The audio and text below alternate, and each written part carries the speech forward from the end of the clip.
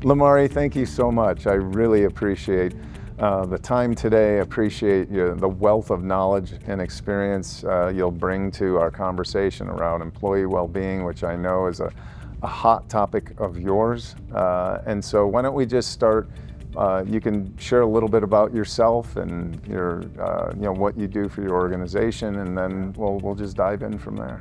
Awesome.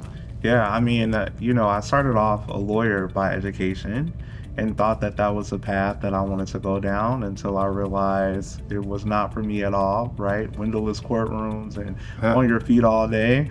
And so I kind of hit like a tough spot, trying to figure out where I wanted to go in my journey. And, a professor of mine, who's still a really good friend, suggested that I try consulting. And at that point, I didn't really think I would be super successful at it, but he made an introduction to a company called Stericycle, which at the time was acquiring a lot of small mom and pop shops. And it was there that I fell in love with people because I had to build my own team, I had to train them, I had to coach them. And so that people leadership really stuck out to me. And I thought to myself, I really like this people space. Yeah. I think I want to dive into it. What we're talking about is a holistic approach, right? You had mentioned Headspace and Lyra, right? Market leaders, but a piece of the whole. When you look at your organization's well-being program specifically, they're really much more heavily utilized than industry standard, which are benchmarked. And so what have been the critical levers that you've employed to drive the kind of engagement that you've had? I think, the term inspect what you expect is a huge one. So as we brought on our vendor partners, we set the expectation that, hey, we expect to meet with you at least quarterly to go over what utilization looks like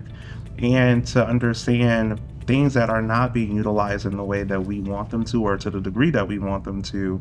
We need to discuss programmatic or strategic ways to get that utilization up. And what we often found was vendors didn't really have a great understanding of our culture or of the industry all the time. And so while they tried to implement their own campaigns for their products, they were often not as successful. And so I think wellness, and employee wellness is one of those things where you sacrifice some internal resources to execute well because it's worth it, right? And so we partner with them differently than we do other vendor partners because we take ownership of how we roll out communications. We come up with the rollout strategy for a specific resource that we're offering for well-being. We create office hours for people to come and join the conversation and talk about their personal needs or needs of colleagues, but we have the vendor partner on with us, right? So we help facilitate the conversation. We have the expert there, we have the vendor partner there, and we promote it very well that way. Also, ERGs are a huge part of what we do to create that cross-generational communication for needs. So we have a caregiver ERG where we have people that are young, perhaps taking care of their siblings or their parents, and then we have older individuals that have children that are taking care of them or their spouse, and then older populations that are having health complications themselves and trying to navigate that or trying to navigate other programs like hospice or palliative care, right? And it just creates a good space to promote these products and for them to hold each other accountable to utilizing the resources. I love the intentionality of what you're doing. Yeah. When you're looking at well-being, and if we treat it transactionally, and unfortunately healthcare for a long time has, and even employer-employee, because there's a benefit. If it's not being used, then hey, it's there for you. If it's not, but why do we have that benefit? It's so that it can be engaged to keep ourselves in an environment down. Because what does that ultimately mean? It means that our employee is getting the care that they need, which is trying to get the outcomes that that we're looking for. So many different modalities within employee well-being now, and the fact that you really are having an accountability, a measurable, right? That you can really see our employees engaging? Are they improving? Because otherwise, why have the benefit? Yeah, and some of these benefits can be taboo even, right? And so how are we, integrating our leadership? Are they talking about the utilization or how they utilize it personally? Our C-suite does a really good job at, plugging Lyra or Headspace or Blue Cross Blue Shield or whatever specialist that they're doing today. And that makes people feel that they can be vulnerable and also utilize these resources without being judged that they're not fit to do the work. Providing a safe place. Yeah. Well, so we hear, as we just referenced, a lot about holistic well-being. One element people tend to overlook is really how complicated that can be when you've drawn in talent from cross-generational and economic divides. What can HR leaders do to better account for more flexibility there? Yeah, I think when you're looking at, again, we talk about life journey, of an employee. You have to think about it in the same way when it comes to well-being. What might their journey look like? And a lot of it is, again, it's not about adding more, but it's about making sure the quality of what you have is enough for them to take and go off and find additional resources if that's what they need to do externally, right? And so, we have some very specific some very specific services that we provide, but we also offer allowances for people to go and explore other things that might work for them that may not be covered under our traditional healthcare resources, for example. We also are a self-funded plan, so we have a lot of flexibility when it comes to new cases that might come up. And while we don't want to mistakenly, make an exception for one that we don't the other, we do learn from those experiences to say, when we do RACEs at work, we're doing RACEs on our well-being platforms, providers, services. What do we hear throughout the year? What do we struggle not to approve? Right? And so then the following year, we can make sure that we integrate that in our plan documents in a way that makes sense, or at least go and get educated about it. So again, I don't think that, there's no such thing as we're 100% covered. But we're 100% willing to learn from our experiences and what we want to contribute more to. It's hard because we don't have a ton of money to do all the things that we want to do. So cost neutral has become the new term, right? But there is a lot that we learn from our colleagues, even in spaces like this one, that help us, create that more holistic approach to our workforce. How do you get to outcomes? It's just overwhelming. Like what's the starting point? Because I think that's how everybody's feeling right now. You talked about it. You have limited budget.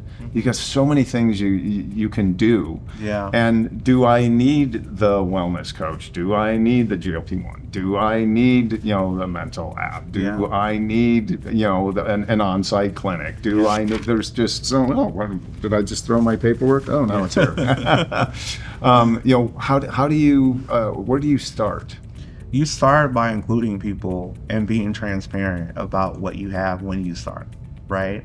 So weight options, it's what we do as HR people on a regular basis, whether it's with the C-suite or whether it's with the boots on the ground, right? And so when you walk into a business or a workforce and you're trying to prioritize what is needed, it's about capturing the employee voice. And so it's saying, hey, we have identified these 4 options, and given our budget this year, and we want your help on how we should prioritize it. So you're surveying them. Yeah. So those surveys should be meaningful. And again, how are we, I see such low participation rates in surveys when I go into new businesses, and that's because people don't find that there's any action that comes from those surveys. That's exactly right. However, you have to be more specific in the audience, right? So again, I bring up ERGs quite a bit. When we can get in front of them and say, this is what we're trying to accomplish, and the result of this will be how your benefits are laid out. And given the feedback from the caregiver group or from the Black at ThoughtWorks group, right? Minority groups that might have specialty needs, or you might have a Californian group who has different needs than like our East Coast workers, right? Once they clearly understand that this is going to impact their healthcare, and you can speak to that specific demographic of these ERGs and committees and keep them strong and robust, then not only do they take the survey in a intentful way, but they advocate to others as peer-to-peer advocacy to say, hey, no, this survey you need to pay attention to because this is what was explained to us, right? In our town halls, it's a plug to the survey. Sure, every business does that. But then in the chat, you see thought workers say, hey, don't forget the survey, right? Yeah. It's Lisa in marketing, it's Kim in legal, it's, all these different people from different parts of the organization also plugging it. And so it makes our employees, our thought workers, pay attention and say, hey, this is somebody I know, this is somebody I work with on a regular basis, or this is someone I look up to. Let me pay attention. Yeah. So, outside of surveying, what are some of your best practices or tactics for advertising and socializing new programs, like communicating value to diverse buy-ins? I mean, how are you securing buy-in for that, right? So. Yeah, I think, we've had a lot of success in our group session type of resources. So if you think about I'll just use Lyra as an example. We've experienced a lot of tragedy globally. And how do we acknowledge that? Is it something that we should be acknowledging, right? Yeah. So it is nice to be able to say, hey, we have a vendor partner that we can utilize, and we're going to be proactive. We're not going to say, we're not going to work out a deal on what group sessions look like after an event happens. No, we know that there is a great possibility that something will happen this year. We need to set up 12 or budget for 12 group sessions. We can use them in accordance to Mental Health Awareness Month, not neurodiversity campaigning or Disability Month. And if something happens in the interim of those things, we can use group sessions to talk about that, where employees are able to come together in a group setting where they don't feel as vulnerable, or they feel more communal, and they're able to share those experiences and have those conversations, or just be there and listen to their colleagues and say, hey, I'm not the only one that feels that way. And we make it very clear that we don't monitor those, right? We don't collect feedback from those in any type of way, but it is a space for you to go and be vulnerable and work on solutions with someone who's licensed to help you as a group or as an individual do this. And from, anytime we wrap up group sessions, we see more utilization in our individual sessions with our different programs, higher utilization with our platforms, right? And we want to drive the type of engagement, right? Because we want to be mindful of costs. But if we want to be cost efficient, then we have to drive that engagement in such a way that people are attracted to it. And again, we do that by a lot of identifying who the influencers are, getting them to use the product, and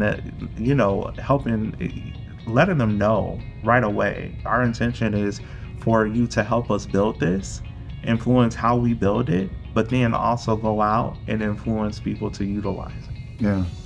And outside of the ERGs, when you look at all of the different groupings and generations that, 5 generations now, how are you dealing with the complex matrix of emotions and culture and everything else as it relates to emotional health? That's a vulnerable topic, right? So some people are just much more available to communicate that, and other generation or groupings are not. So outside of an ERG, how do you communicate to them, that employee, where they do feel safe enough to be able to step up and or share? Yeah, I would say it's culture, it's brand, right? It's our integrity. What is our brand? What is our brand integrity? Then what does that look like within our culture, right?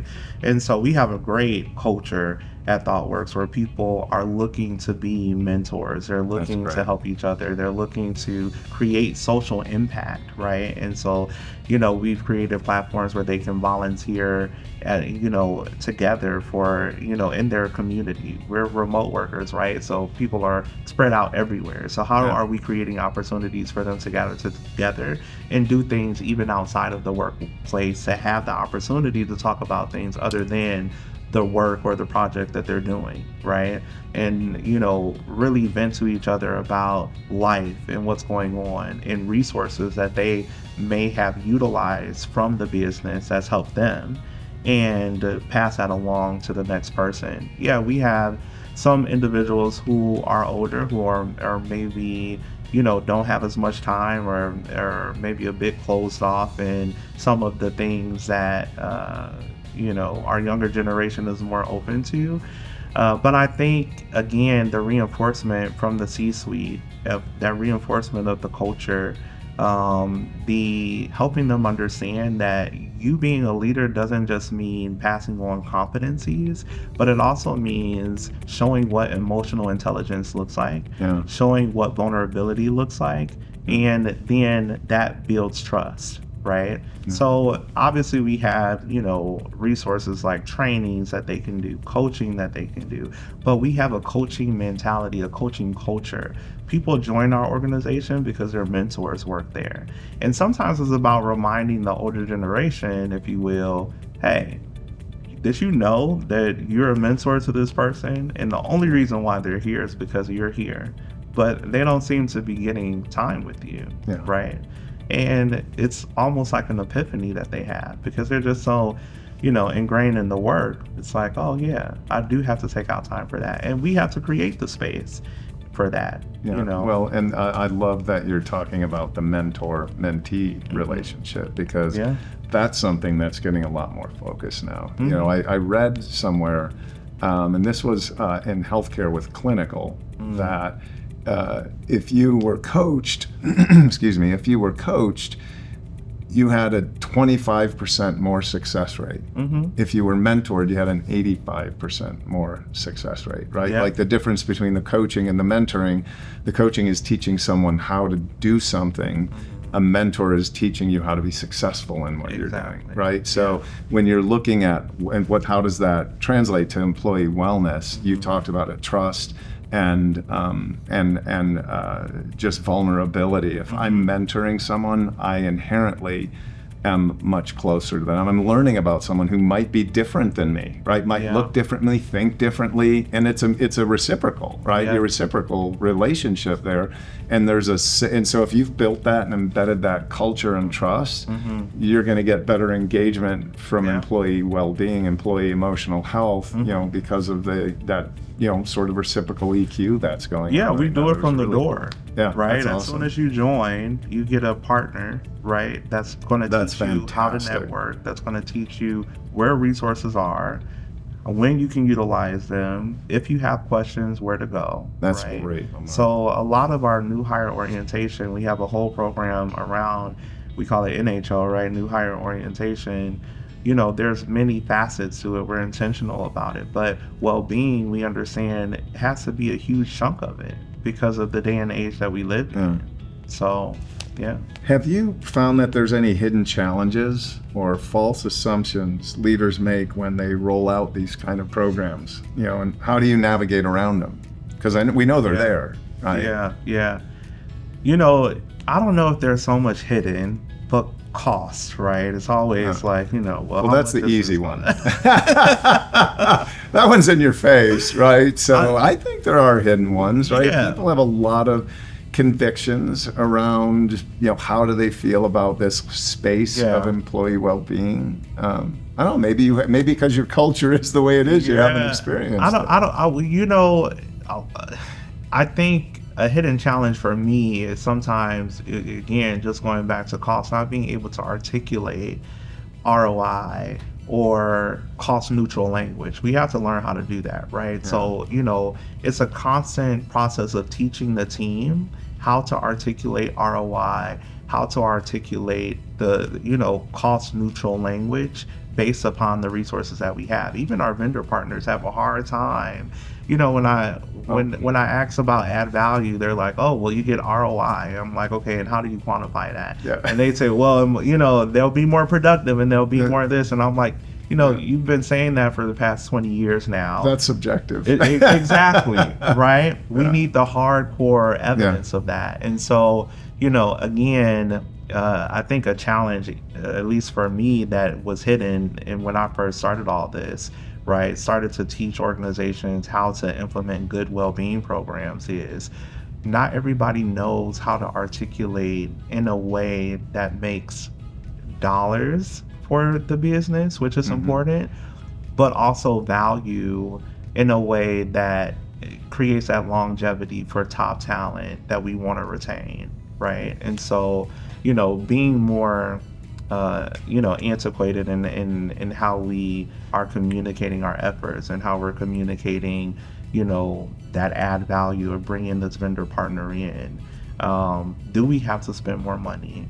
Or is there a way that we can be cost neutral because we see that maybe we have some legacy systems when it comes to well-being that aren't working the way that they used to, right? Anymore, given that the times have changed, right? Yeah. So constantly evaluating that. But yeah, I would just say, for me, that sometimes that is hidden because, I might go into a meeting and my CFO is like, hey, Lamari, this new thing you didn't tell me was going to cost us this amount of money to do, right? And the way that so-and-so explained it to me, I don't understand why we're still doing it. And then I'm having to undo that conversation and say, hey, look at the holistic picture, right? The whole journey. It might look like it costs us more money to give more vacation or give more parental leave, right? But in fact, it doesn't.